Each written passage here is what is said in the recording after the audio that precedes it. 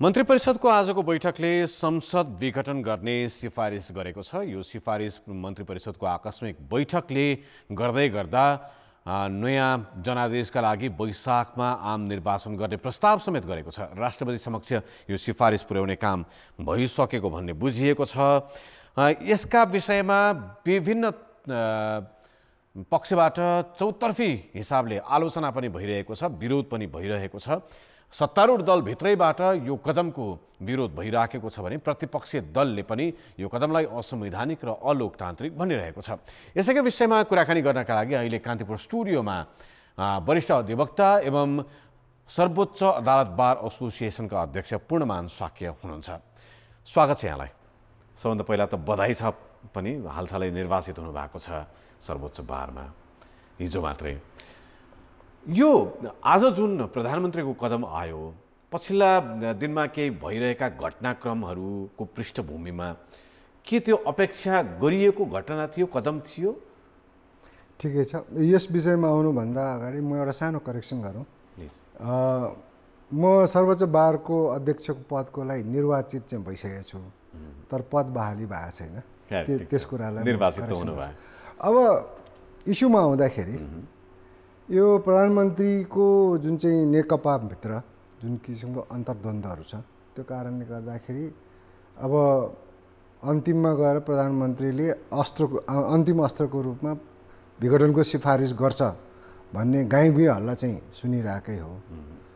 तर उहाँले त्यो हदसम्म गएर त्यस्तो सिफारिस गर्ला त भन्ने कुरामा चाहिँ एउटा चाहिँ विश्वास गर्ने आधार चाहिँ मैले चाहिँ देखेको थिइनँ। किनभने त्यसको त्यो सिफारिस गर्ने संवैधानिक प्रावधानहरू भएको भएदेखि त्यो कुरालाई विश्वास गर्ने आधार हुन्थ्यो। तर त्यस्तो सिफारिस गर्ने संवैधानिक प्रावधान नभएको कारणबाट त्यो चाहिँ एउटा हल्लैको मात्र विषयवस्तु हो कि भन्ने चाहिँ मलाई लाग्थ्यो। तर अहिले त सिफारिसै गर्यो भन्ने कुरा चाहिँ तपाईँहरूबाट चाहिँ समाचार आइसकेपछि म चाहिँ छक्क परेर बसिरहेको छु। अब त्यो संविधानमा के प्रावधान छ छैन भन्ने एउटा विषय त हो, महत्त्वपूर्ण विषय त हो। तर त्यो सँगसँगै प्रधानमन्त्रीका लागि संसद विघटन गर्नुपर्ने स्थिति चाहिँ थियो वा थिएन, त्यसका प्रसङ्गमा चाहिँ यस्तो छ। यो के छ भनेदेखि चाहिँ संसद विघटन गर्ने कुरा चाहिँ हाम्रो संसदीय व्यवस्थामा गिरिजाप्रसाद कोइराला प्रधानमन्त्री हुँदाखेरि पनि उहाँहरूको पार्टीभित्रको अन्तर्कलहले गर्दाखेरि जब 36 भन्थ्यो त्यति बेला, त्यो ग्रुपले उहाँलाई चाहिँ उहाँको नीति तथा कार्यक्रम चाहिँ पारित गर्नलाई मद्दत नगरेपछि उहाँले विघटनको सिफारिस गरेको थियो। तर त्यति बेलाको संवैधानिक व्यवस्था र अहिलेको संवैधानिक व्यवस्थामा आकाश र जमिनको फरक भइसकेको छ। अहिलेको स्थितिमा त्यो संवैधानिक व्यवस्था छैन। अहिले चाहिँ के छ भनेदेखि चाहिँ संविधानले परिकल्पना गरेको के हो भनेदेखि चाहिँ यदि हाम्रो सङ्घीय संसदको प्रतिनिधि सभामा सरकार गठन गर्ने सम्भावना चाहिँ समाप्त भएको अवस्था छ र मौजुदा सरकारले बहुमत प्राप्त गर्न नसकेको र अल्टरनेटिभ गभर्मेन्ट पनि प्रतिनिधि सभाले दिन नसकेको त्यो अवस्थामा मात्रै विघटन गर्ने चाहिँ संविधानले प्रावधानको व्यवस्था गरेको छ। अब अहिलेको परिस्थिति के भयो भने त्यो परिस्थिति त होइन। अहिलेको त परिस्थिति के छ भनेदेखि चाहिँ आन्तरिक पार्टी विग्रह र अन्तर्द्वन्द्व छ, त्यसमा कुनै विवाद छैन। तर 2/3 सरकार त छ अहिले प्रतिनिधि सभामा, र त्यो 2/3 सरकारलाई अहिले कुनै अविश्वासको प्रस्ताव पनि आएको छैन। र सरकार त छ, अहिले 2/3 सरकार त छ भनेपछि 2/3 सरकारलाई यो अरू कुनै एउटा संवैधानिक व्यवस्था अनुसार अविश्वासको प्रस्तावबाट हटाउने प्रक्रियाबाट गएर उसलाई अपदस्थ गरिसकेपछि जुन चाहिँ अविश्वासको प्रस्तावमा आउने अल्टरनेटिभ गभर्मेन्टको प्रपोजल छ, अहिले त तपाईँलाई थाहै छ पहिलाको संविधानभन्दा अहिले फरक छ। अहिले त के छ भने यदि अविश्वासको प्रस्ताव आउँछ भने उसले अल्टरनेटिभ गभर्मेन्ट पनि उसले प्रेजेन्ट गर्न सक्नुपर्छ। त्यो अल्टरनेटिभ गभर्मेन्टमा उसले यो सरकारलाई हामी अविश्वासको प्रस्तावबाट हटाउँछौँ, तर त्यसमा हामी शून्यतामा जान दिँदैनौँ। हामी अल्टरनेटिभ गभर्मेन्ट चाहिँ फलानु व्यक्तिको नेतृत्वमा हाम्रो चाहिँ यतिजना सांसदको समर्थनबाट हामी बहुमत प्राप्त सरकार चाहिँ गठन गर्छौँ भनेर विश्वास गर्ने आधार प्रमाणसहित उसले अविश्वासको प्रस्ताव चाहिँ पेश गर्नुपर्छ। त्यसले गर्दाखेरि अब त्यो प्रक्रियाबाट गएकै छैन हामी। अब त्यो प्रक्रियाबाट गइसकेको भएदेखि र त्यो अल्टरनेटिभ गभर्मेन्टको प्रस्तावको आधारमा हामीले अविश्वासको प्रस्तावबाट हटायौँ, तर त्यो अल्टरनेटिभ गभर्मेन्ट फर्म गर्दाखेरि केही कारणवश त्यो अल्टरनेटिभ गभर्मेन्ट चाहिँ सायद कुनै कारणवश चाहिँ त्यो सक्सेसफुल हुन सकेन, त्यसले विश्वासको मत प्राप्त गर्न सकेन। अनि त्यसपछि अरू विभिन्न प्रक्रियाबाट संविधानमा जुन चाहिँ व्यवस्था गरेको छ, मिलिजुली सरकार पनि गठन हुन सकेन, बहुमत संसदको सबसे ठुलो दलको सरकार पनि गठन हुन सकेन। त्यो अवस्थामा अब काम चलाउ सरकार त्यति बेला जुन हुन्छ त्यसले चाहिँ अब 6 महिनाभित्र हामी निर्वाचनमा गएर नयाँ जनादेश प्राप्त सरकार गठन नगरी हाम्रो विकल्प छैन। त्यसले गर्दाखेरि हामी विघटन गर्नुपर्ने अवस्था आयो भनेर उसले राष्ट्रपतिलाई विघटन गर्ने सिफारिस गर्नुपर्छ। तर यो सरकार त्यस्तो सरकार त होइन। यो त्यो प्रक्रिया हामीले गरेकै छैन। ठिक छ, हामी यो विषयमा थप कुराकानी गर्नेछौँ। हाम्रा संवाददाता बालुवाटारमा हुनुहुन्छ, उहाँसँग बुझौँ। नेकपाको स्थायी समिति बैठक तय गरिएको छ, त्यसका लागि नेकपाका शीर्षस्थ नेताहरू सबैजसो बालुवाटार पुगिसकेका छन्, स्थायी समितिका अन्य सदस्यहरू पनि पुगिसकेका छन्। नवराज पाण्डे हुनुहुन्छ। नवराजजी, बालुवाटारमा अहिले के भइराखेको छ? बैठक सुरु भयो भएन? के तयारी छ? यसका बारेमा जानकारी गराउनुहोस्। रुपेशजी, अहिलेसम्म सत्तारूढ दल नेपाल कम्युनिस्ट पार्टीको स्थायी समिति बैठक सुरुवात हुन सकेको छैन। तथापि अध्यक्ष दाहाल र प्रधानमन्त्री केपी शर्मा ओलीबीच अहिले भित्र दुईजना बीच छलफल भइरहेको सूचना हामीले प्राप्त गरेका छौँ। पछिल्लो समय जसरी प्रधानमन्त्री पार्टीको निर्देशन विपरीत एकपछि अर्को गर्दै कदमहरू चाल्न थालेपछि पार्टीको स्थायी समिति बैठक बसेर आजै अनुशासनको कारबाही गरिने भनेर केही नेताहरूले बताउन थालेपछि प्रधानमन्त्री ओलीले अध्यक्ष दाहाललाई बोलाएरै छलफल अहिले भइरहेको हामीले सूचना प्राप्त गरेका छौँ। केही समयकै मात्रै सत्तारूढ दलका केही स्थायी समिति सदस्यहरू बाहिर पनि निक्लिनु भएको थियो।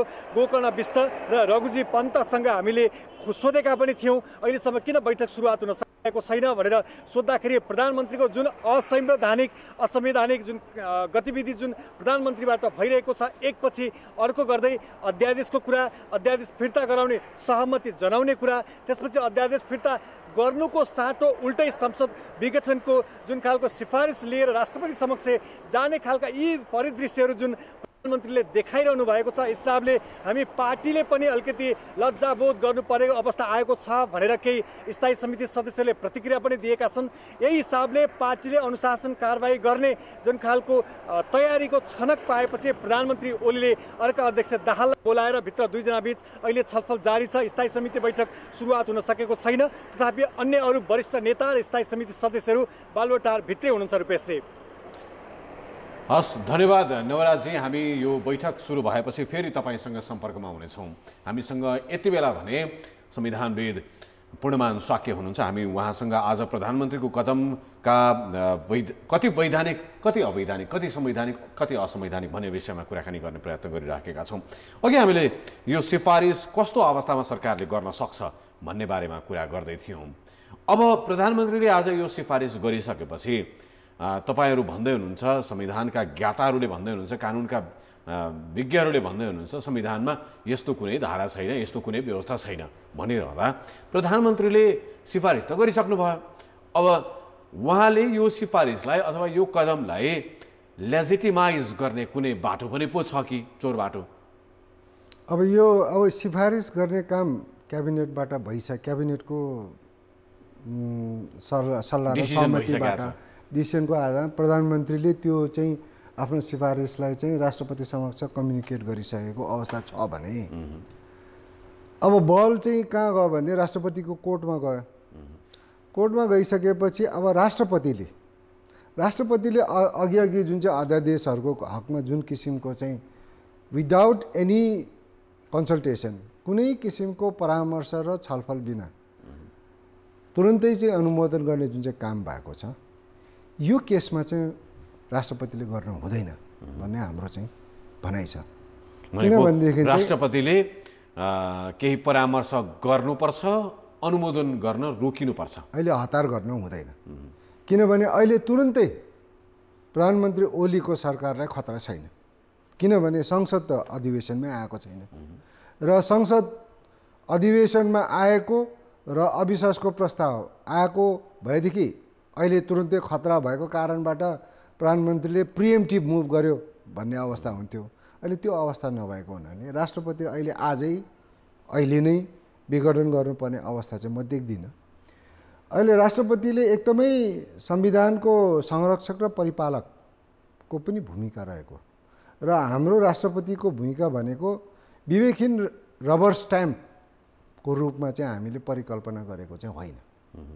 राष्ट्रपतिले चाहिँ के छ भनेदेखि चाहिँ संरक्षक र परिपालकको हैसियतले संविधान अनुकूल सिफारिस आएको छ कि छैन भनेर एटलिस्ट परामर्श चाहिँ गर्न जानुपर्छ, परामर्शमा जानुपर्छ।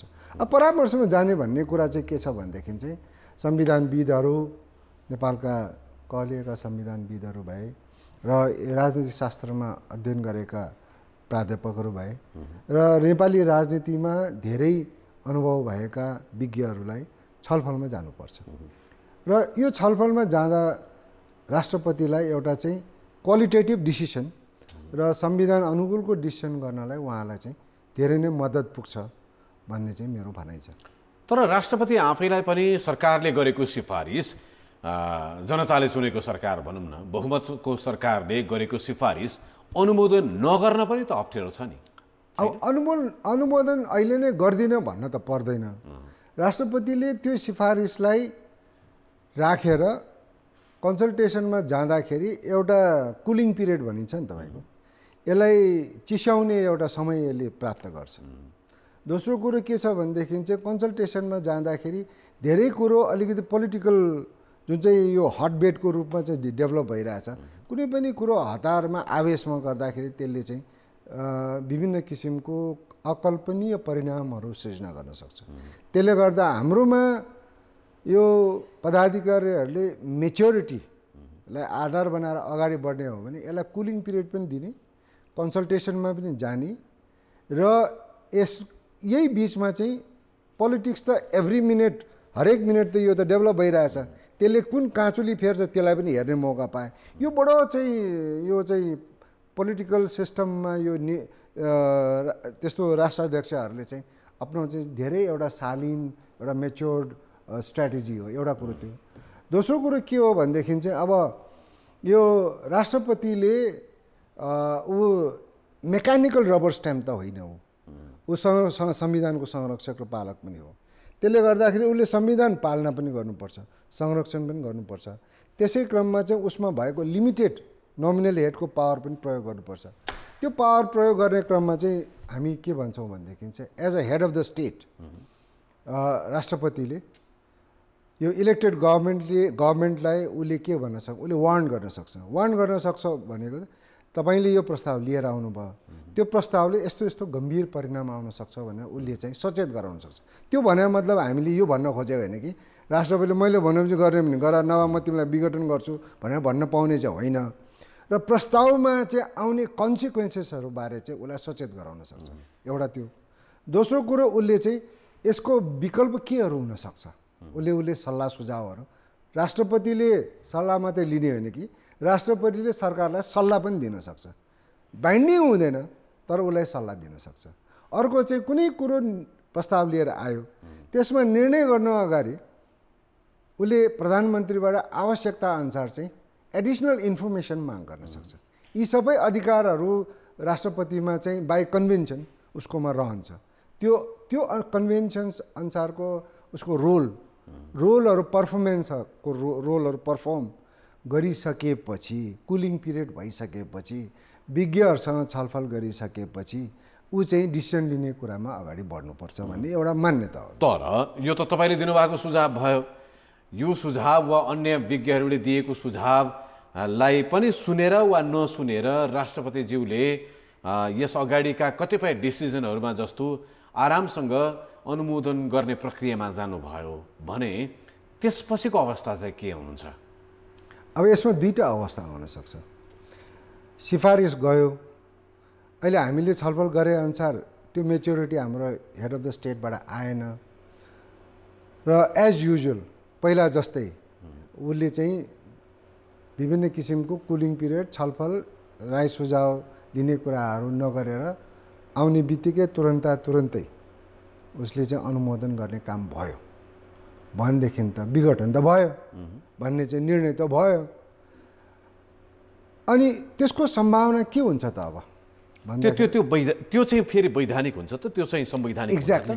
अब कुनै कुरो संविधान बमोजिम प्राइम मिनिस्टरले अधिकार प्रयोग गर्यो, त्यसलाई राष्ट्रपतिले अनुमोदन गर्यो भने त्यो जुन चाहिँ फ्याट एकम्प्ली एउटा काम त भयो, तर काम हाम्रोमा दुई किसिमले चाहिँ संवैधानिकताको चाहिँ परीक्षण हुन्छ।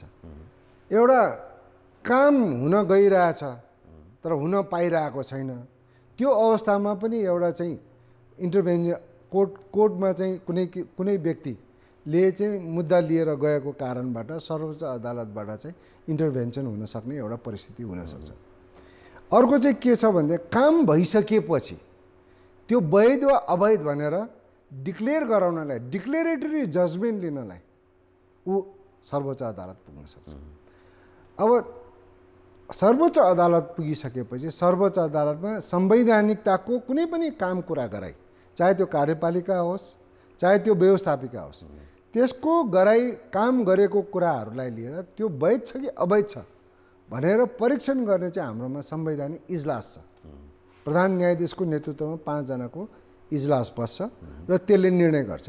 यदि यो जुन चाहिँ निर्णय भयो त्यो संविधान अनुकूल भएन र यसलाई बदर गरिदियो भने प्रतिनिधि सभा पुनर्स्थापन हुन्छ।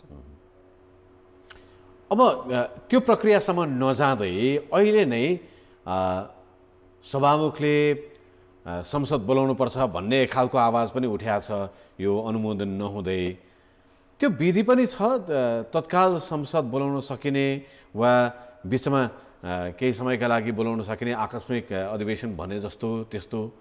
त्यो त अब हाम्रो संसदीय व्यवस्था अन्तर्गत के छ भनेदेखि चाहिँ संसदको कम्तीमा 25% को सिग्नेचर भएको एउटा निवेदन परेपछि राष्ट्रपतिले संसदको अधिवेशन आह्वान गर्नुपर्ने एउटा बाध्यात्मक स्थिति चाहिँ छ। त्योबाट पनि हुनसक्छ। तर नर्मली के हो भनेदेखि चाहिँ सभामुखले त बोलाउन सक्दैन अधिवेशन। सभामुखले प्रधानमन्त्रीलाई रिक्वेस्ट गर्न सक्छ र प्रधानमन्त्रीको रिक्वेस्टमा चाहिँ सिफारिसमा चाहिँ राष्ट्रपतिले नबोलाइ त हुँदैन। राष्ट्रपतिले नबोलाइकन संसद अधिवेशन बस्न सक्छ। हिउँदो अधिवेशन बस्नुपर्ने हो, बेला भइसकेको, अहिलेसम्म बस्या छैन। त्यसले गर्दा अहिले राष्ट्रपतिको भूमिका कति महत्त्वपूर्ण रहेछ भन्ने कुराहरू बिस्तारै चाहिँ यो अनफोल्डिङ अफ द कन्स्टिट्युसनल सिनारियो हामी हेरिरहेका छौँ। त्यसले गर्दाखेरि पनि के छ भनेदेखि चाहिँ राष्ट्रपतिको भूमिका चाहिँ अहिले चाहिँ सेन्टर अफ द फोकस चाहिँ हुनेवाला चाहिँ छ। अब अर्को एउटा तर्क पनि उठिराखेको छ, केहीले के पनि भनिरहेका छन् भने ताजा जनादेशमा जाने, फेरि जनमत नै लिने भन्ने कुरा पनि एक हिसाबले त लोकतान्त्रिक प्रक्रिया नै हो नि पनि भनिरहेका छन्। यसलाई चाहिँ कसरी हेर्ने? फेरि हाम्रो संविधान निर्माण गर्दाखेरि यो इस्यु पनि धेरै महत्त्वपूर्ण किसिमले चाहिँ छलफल नभएको चाहिँ होइन। हामीले के भन्यौँ भनेदेखि चाहिँ यो संसद विघटन गर्ने जुन चाहिँ प्रेरोगेटिभ राइट जुन चाहिँ प्रधानमन्त्रीको थियो पहिला, त्यो प्रेरोगेटिभ राइटको चाहिँ सदुपयोगको हामीले ट्र्याक हिस्ट्री हेर्दाखेरि त्यसको सदुपयोग भन्दाखेरि पनि त्यसको दुरुपयोग भएको चाहिँ अवस्था चाहिँ बढिरहेको हामीले महसुस गरेका थियौँ। र त्यसले चाहिँ एक प्रकारको के छ भने जनताले त एक संविधान अनुसार त उसले त मतदान हुँदाखेरि मत दिने हो। मत दिँदाखेरि जनताले एउटा स्टेबल गभर्मेन्टको एउटा चाहिँ आधार तयार गरेर बहुमत दिएर पठाएको सरकार पनि पार्टी कलहका कारणले गर्दाखेरि, पार्टीहरूको बसपनाको कारणले गर्दाखेरि जनादेशले चाहेको स्टेबल गभर्मेन्ट चाहिँ नहुँदो रहेछ भन्ने कुरो पहिला काङ्ग्रेस पार्टीको टाइममा पनि गिरिजाप्रसाद कोइरालाकोमा हामीले देख्यौँ, मनमोहनको पाला पनि देख्यौँ, सूर्यबहादुर थापाको पाला पनि देख्यौँ। र त्यसैले गर्दाखेरि हामीले यो संविधानमा चाहिँ के भन्यौँ भनेदेखि चाहिँ नरहेका बाँस नबजेका बाँसुरी भनेर हामीले पार्लियामेन्ट विघटन गर्ने जुन चाहिँ प्राइम मिनिस्टरको प्रेरोगेटिभ राइट छ त्यसलाई नै हामीले झिकेर फाल्यौँ। हामीले एउटा अवस्थामा मात्रै के राख्यौँ, जब पार्लियामेन्टले अल्टरनेटिभ गभर्मेन्टै दिन सक्दैन तब त्यो पार्लियामेन्टलाई राखेर काम छैन। किनभने गभर्मेन्टको स्रोत के हो भने पार्लियामेन्ट हो। पार्लियामेन्टले गभर्मेन्ट दिन सक्दैन भने त्यो पार्लियामेन्टलाई निरन्तरता दिएर काम छैन।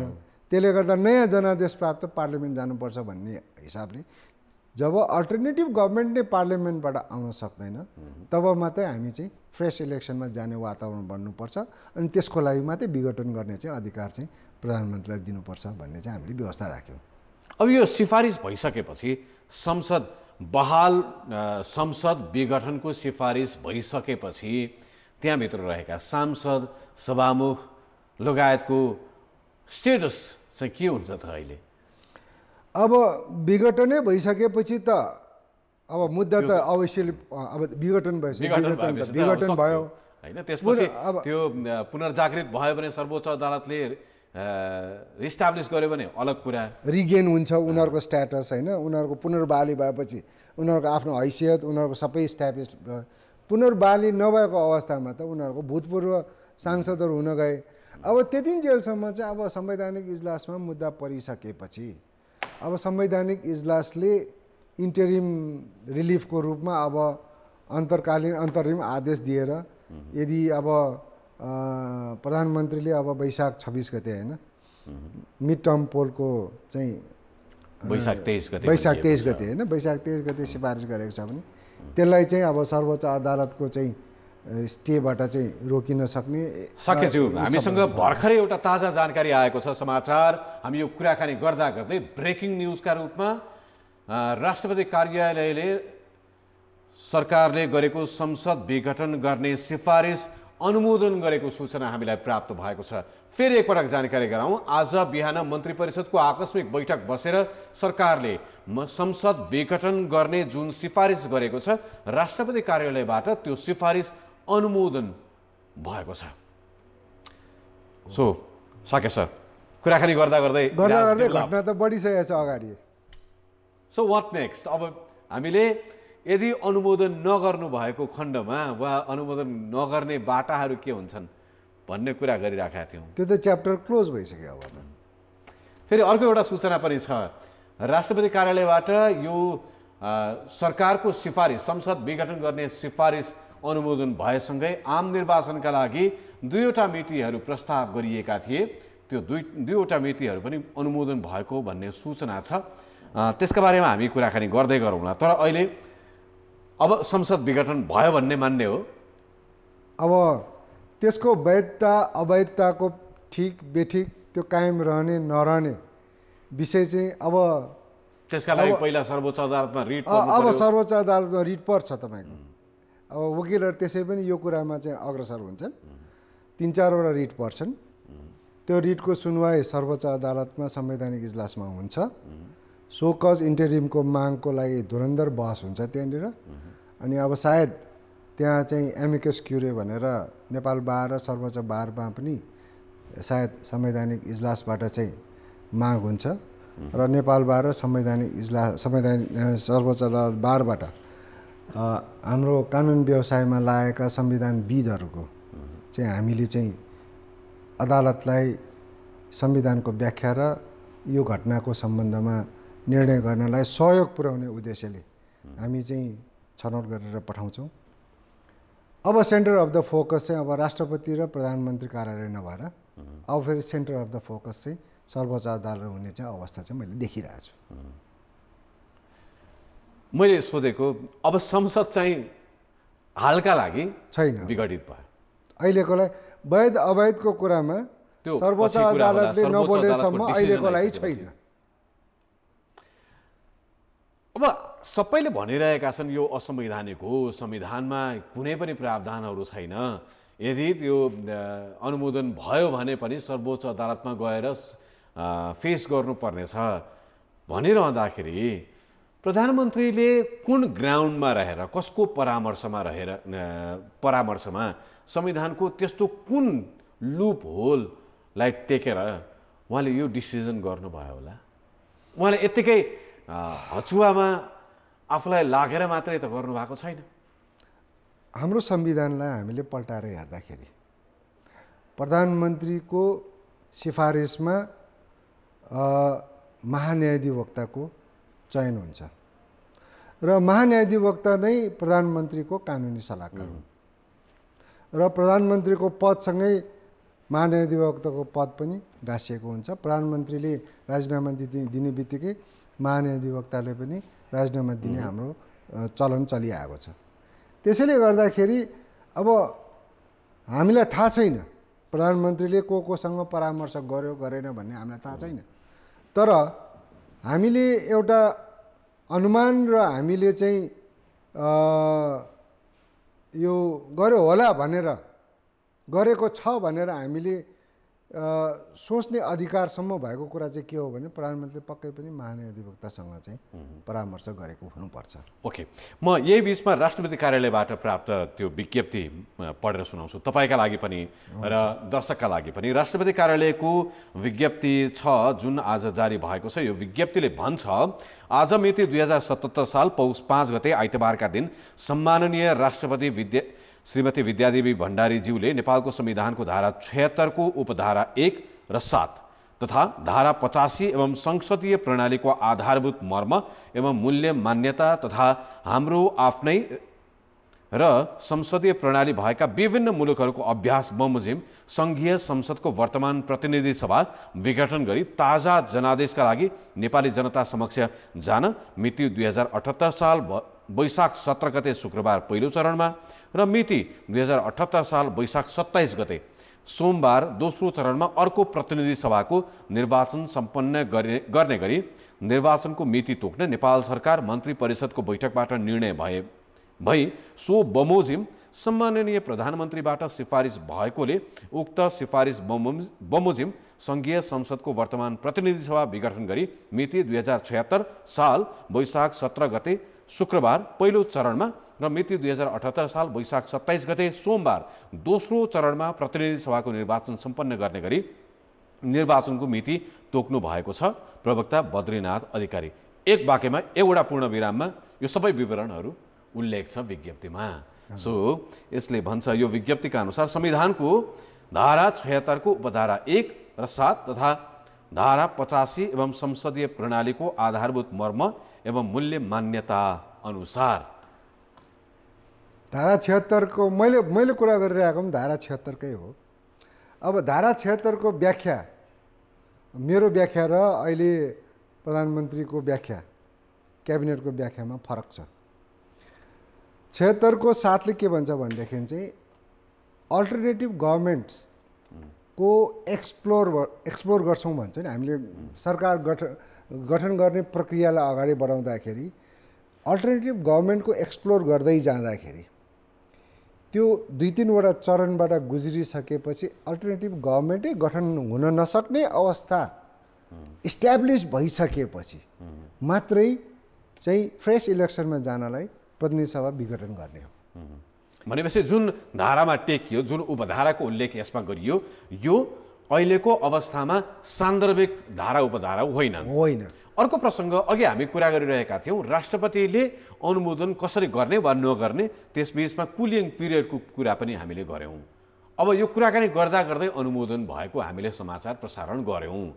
अब यहाँनिर राष्ट्रपतिको भूमिका यति गम्भीर, यति महत्त्वपूर्ण, यति जटिल विषयमा सिफारिस गरिरहँदाखेरि, सरकारले सिफारिस गरिरहँदाखेरि राष्ट्रपतिले अनुमोदन गर्नु अगाडि गर्नुपर्ने न्यूनतम परामर्श जुन तपाईँले आवश्यक छ भनिराख्नु भएको थियो, भएको देखिएन। त्यसो हुँदाखेरि अब राष्ट्रपतिको भूमिकामाथि पनि प्रश्न होला। अब यस्तो छ, अब यदि संसदको पुनर्बहाली भयो, अहिले त विघटन भइसक्यो, फियाट एक्कम्प्ली त भयो, तर अब यो विवाद चाहिँ सर्वोच्च अदालतमा गएर सर्वोच्च अदालतमा त्यहाँनिर संवैधानिक इजलासमा दुवै पक्षबाट अब सार्वजनिक सरोकारको मुद्दा त पर्छ। त्यहाँ परिसकेपछि गभर्मेन्टले क्याबिनेट र प्राइम मिनिस्टरको रेकमेन्डेसन र राष्ट्रपतिको अनुमोदन को विषयवस्तुलाई लिएर त्यहाँ मुद्दा पर्छ। मुद्दा परेपछि एटर्नी जेनरलको अफिसबाट त्यो डिसिसनलाई डिफेन्ड गर्न आउँछ, प्रतिरक्षा गर्न आउँछ र त्यहाँ तपाईँको रिट निवेदकहरूले त्यो डिसिसन यति कारणले चाहिँ संविधान अनुकूल भएन, यो बदल हुनुपर्छ भन्ने उसले तर्क राख्छ। त्यो बिचैमा चाहिँ के छ भनेदेखि चाहिँ यदि संवैधानिक इजलासबाट आदेश गरेर माग भएको खण्डमा नेपाल बार र सर्वोच्च बारको तर्फबाट हामीले अदालतलाई त्यो विषयवस्तुमा संविधानको व्याख्या गर्नलाई, अदालतलाई मद्दत गर्ने हिसाबले, सही व्याख्या गर्नलाई मद्दत गर्ने हिसाबले हामी आफ्नो विज्ञहरू पठाउँछौँ। यी सबै कानुनविद संविधानविदहरूको बहस सुनिसकेपछि सर्वोच्च अदालतले आफ्नो एउटा निर्णय दिन्छ। त्यो निर्णय दिएपछि यदि संविधान विघटन भयो भने त कुरो सिद्धिहाल्यो, यसलाई वैध ठहरायो भने। यदि संविधान संसद विघटन चाहिँ वैध ठहरायो भने इलेक्सनमै गयौँ हामी, होइन? एउटा सिनारी त्यो। अनि इलेक्सनमा गइसकेपछि इलेक्सनको परिणाम के हुन्छ त त्यो हेर्नु पर्यो, होइन? अर्को के हुन्छ भने सपोजिङ इलेक्सनमा अब सपोजिङ संसदको पुनर्बहाली भयो, पुनर्बहाली भएपछि संसद त फिर्ता भयो, फिर्ता भएपछि त संसदको फिर्ता भएपछि त त्यहाँदेखि संसद अधिवेशनको आह्वानको लागि चाहिँ अब चाहिँ एउटा चाहिँ सिग्नेचर क्याम्पेन होला। सिग्नेचर क्याम्पेन भएर 25% को सभासदहरूले सिग्नेचर गरेर निवेदन दिएपछि राष्ट्रपतिले त नै भन्न सक्नुहुन्न। अब बोलाएपछि अहिले त त्यो स्थिति रहेन। पुनर्बहालीपछि संसद बसेको अवस्थामा त्यहाँ सायद राष्ट्रपतिको इम्पिचमेन्ट महाभियोगबाट प्रक्रियाबाट हटाउने प्रक्रिया पनि आउन सक्छ। त्यो भोलिको फर्दर पाटो भयो। सँगसँगै अहिले अघि हामीले बालुवाटारमा नेकपाको स्थायी समिति बैठकको तयारी भइरहेको छ भन्ने बारेमा जानकारी पनि लिएका थियौँ। अब स्थायी समिति बैठकमा प्रधानमन्त्री जानुहोला नजानुहोला त्यो आफ्नो पाटोमा छ। सँगसँगै अर्को पाटो के छ भने स्थायी समिति बैठकले अब प्रधानमन्त्री जो नेकपाका अध्यक्ष हुनुहुन्छ उहाँलाई कारबाहीको बाटोतर्फ नै अगाडि बढ्न सक्छ भन्ने हिसाबले नेताहरूले बताइरहेका छन्। मानौँ निलम्बनको बाटोमा वा निष्कासनको बाटोमा पार्टी गयो भनेदेखि यो डिसिजनहरूमा यसको प्रभाव र फर्दर अप्ठ्यारोपनहरू के हुन सक्छ? अब यो त पार्टीभित्रकै मात्रै कुरामा सीमित हुने भयो, किनभने अब गभर्मेन्ट त छैन, अब पार्लियामेन्ट त छैन। अब यो पार्टीभित्रको निर्णय गरेर उसले गर्न के सक्छ भन्नुहोस् त? अब उसले पार्टीबाट निष्कासन गर्ने आफ्नो ठाउँमा होला, उसलाई डिसिप्लिनरी एक्सन लिने एउटा ठाउँमा होला, तर ऊ त प्रधानमन्त्री त रहिरहन्छ, कार्यवाहक प्रधानमन्त्री त रहिरहन्छ। यसमा त त्यसले केही तात्विक असरै पर्दैन। पार्टीबाट यदि प्रधानमन्त्री केपी शर्मा ओलीलाई अध्यक्षका रूपमा कारबाही भयो, निलम्बन भयो, निष्कासन भयो, जुनसुकै खालको कारबाही भए पनि प्रधानमन्त्री केपी शर्मा ओली प्रधानमन्त्रीका रूपमा कार्यवाहक प्रधानमन्त्रीको रूपमा चाहिँ रहिरहने भयो। संसदको पुनर्बहाली भएर उसलाई नहटाएसम्म ऊ कार्यवाहक प्रधानमन्त्री त रहिरहने भयो। वा निर्वाचन भएर ताजा जनादेशमा नयाँ संसद गठन भएर त्यो संसदले नयाँ नेतृत्व, नयाँ प्रधानमन्त्री, नयाँ सरकार चयन नगरिसकेसम्म उहाँ कार्यवाहक प्रधानमन्त्री हुनुहुन्छ। अनि सम्पूर्ण राज्य सत्ताको अधिकार उसमा हुने भयो। आर्मी, पुलिस, ब्युरोक्रेसी सबै उसको कमान्डमा त हुने भयो। द्याट मिन्स अब यो समयमा यो त अलिकति सङ्क्रमणकालीन समय जस्तो पनि भयो नि, होइन? यो समयमा प्रधानमन्त्रीले अरू खालको डिसिजनहरू गर्न सक्ने सम्भावना पनि खुला भयो। यस विषयमा सर्वोच्च अदालतमा विभिन्न मुद्दाहरू परेर यसमा एक प्रकारको सर्वोच्च अदालतले आफ्नो यस विषयमा सैद्धान्तिक रूपमा उसले बोली पनि सकेको छ कि यो भनेको के हो भनेदेखि चाहिँ यो ट्रान्जिसनल गभर्मेन्ट हो। अब यो ट्रान्जिसनल, यो काम चलाउ सरकार हो। त्यसले गर्दाखेरि अब मुलुक यदि नयाँ जनादेशको निम्ति उहाँको सिफारिस र राष्ट्रपतिको अनुमोदनको आधारमा पनि लक्ष्य के हो सरकारको भनेदेखि नयाँ जनादेश लिने हो। नयाँ जनादेश लिनलाई गएको सरकारले यो इन्टरिम पिरियडमा, यो ट्रान्जिसनल पिरियडमा चाहिँ उसलाई चाहिँ मध्यावधि निर्वाचन गर्नलाई आवश्यक पर्ने कुराहरू बाहेक अरू सबै कुराहरूलाई उसले यो निलम्बनमा राख्नुपर्छ। भोलि गएर नयाँ जनादेश प्राप्त निर्वाचित सरकारले गर्ने कुराहरू उसले अहिले नै गर्न चाहिँ हुँदैन। उसले चाहिँ एकदम नियमित कामहरूलाई राज्यलाई चलायमान गराएर राख्नलाई र नयाँ निर्वाचन गर्नलाई जे जति गर्न पर्छ त्यतिमा मात्रै उसको भूमिका सीमित रहनुपर्छ। आधारभूत कुराहरू मात्रै, आधारभूत गतिविधिहरू, नियमित कुराहरू मात्रै। सके सर, यो बिचमा आज दिनभरि भएका घटनाक्रमहरू एकदम ऱ्यापिडली परिवर्तन पनि भइरहेका छन्, भनेको एकदम द्रुत गतिमा अगाडि बढिरहेका छन्। तपाईँसँग यो कुराकानी गरिरहँदाखेरि पनि तपाईँ आफैले भन्नुभयो अदालतबाट सोझै यहाँ आउनु भएको छ। म यो प्रश्नहरू गरिरहँदाखेरि पनि छिनछिनमा नयाँ घटनाक्रम हुँदाखेरि छिनछिनमा नयाँ प्रश्नहरू पनि जन्मिरहेका छन्। एउटा सन्दर्भ जस्तो नि, अब हामीले यतिको असंवैधानिक कदम, अलोकतान्त्रिक कदम, यो डेमोक्रेटिक प्रोसेस नै भएन भनिरहँदाखेरि प्रधानमन्त्रीले यस्ता कदमहरू अगाडि बढाइरहँदाखेरि सेम क्यारेक्टरले डेमोक्रेटिक प्रोसेसमा आम निर्वाचन गराउन सक्ने वा गराउने सम्भावना हुन्छ भनेर विश्वास गर्ने आधार चाहिँ हुन्छ कि हुँदैन? यो चाहिँ पोलिटिकल कुरा भयो। यसलाई तपाईँको हरेक दृष्टिकोणबाट मूल्याङ्कन गर्नुपर्ने हुन्छ। यो चाहिँ एउटा कुरा तपाईँले के बुझ्नुपर्छ भनेदेखि चाहिँ इलेक्सनमा जानु डेमोक्रेटिक प्रोसेस हो, त्यसमा कुनै विवाद छैन। तर त्यो इलेक्सनको प्रोसेसमा गएर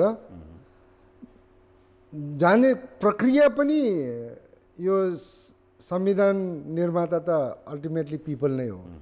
पिपलको जनादेशबाट आएको संविधानले एउटा प्रक्रिया तोकेको हुन्छ। त्यो प्रक्रियालाई गलत व्याख्या गरेर आफ्नो स्वार्थ सिद्ध गर्नलाई या कसैलाई पनिस गर्नलाई, सजाय दिनलाई, त्यो उद्देश्यबाट प्रेरित भएर यदि संसदको विघटन गर्ने अधिकारको प्रयोग गर्छ भने हामी चाहिँ के गर्ने, संविधानको ज्ञाताहरू र विद्यार्थीहरूले कसरी हामी भन्ने गरेका छौँ भने this is a fraud on constitution. It's fraud on constitution. यो संविधान माथिको जालसाजी हो। अब यो गम्भीर मैले आरोप लगाएको होइन, यो भारतको सर्वोच्च अदालतले पनि महत्त्वपूर्ण संवैधानिक विषयमा फैसला गर्दा बोलेको कुरा हो।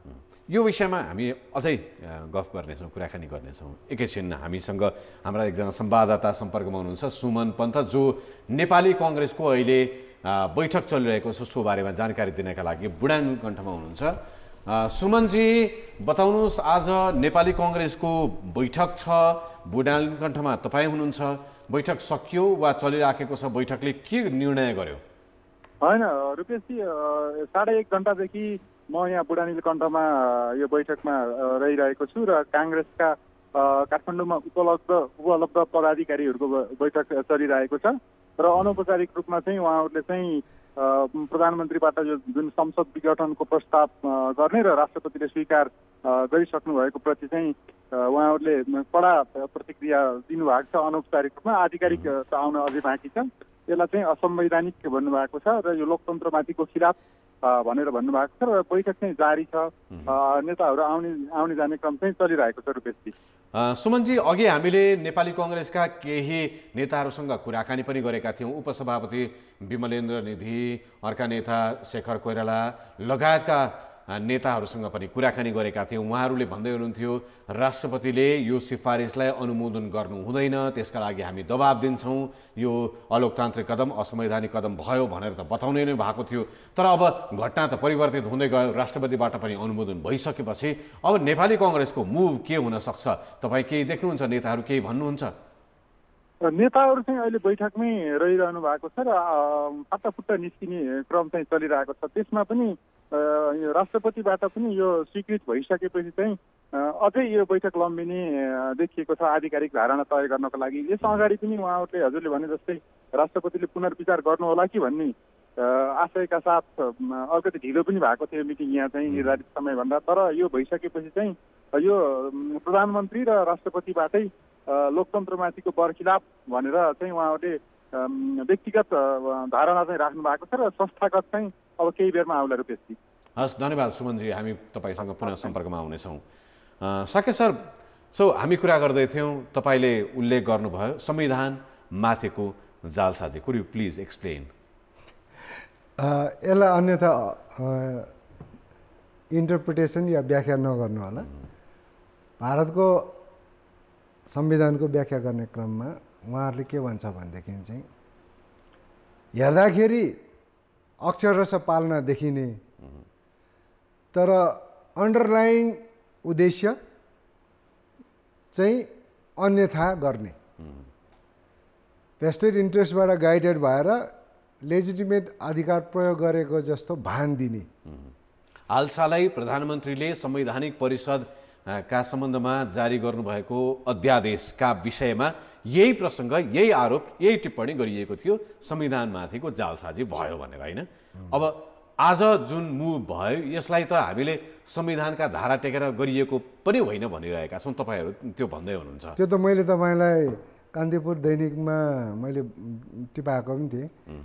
इट्स लाइक अ कन्स्टिट्युसनल कु, संविधानमाथिको कु जस्तै हो यो। अस्तिको अध्यादेश जारी गर्दाखेरि संवैधानिक कु भयो भने आजको त यो त कु भन्दा पनि सिरियस। द्याट्स वाइ मैले सोध्न खोजेको जब तपाईँ संविधानमाथि कु भयो भनिराख्नु भएको छ, त्यो कु गर्ने नेतृत्वले अनाउन्स गरेको, घोषणा गरेको चुनाव जसलाई ताजा जनादेशका लागि भनियोस्, जनमतका लागि भनियोस्, यो डेमोक्रेटिक निर्वाचन भनेको डेमोक्रेटिक प्रोसेस भनेर जतिसुकै व्याख्या गरियोस्, संवैधानिक कु गर्ने नेतृत्व जसलाई तपाईँहरू भन्दै हुनुहुन्छ त्यो नेतृत्वले अनाउन्स गरेको निर्वाचन त्यो लेजिटिमेट हुने सम्भावना हुन्छ?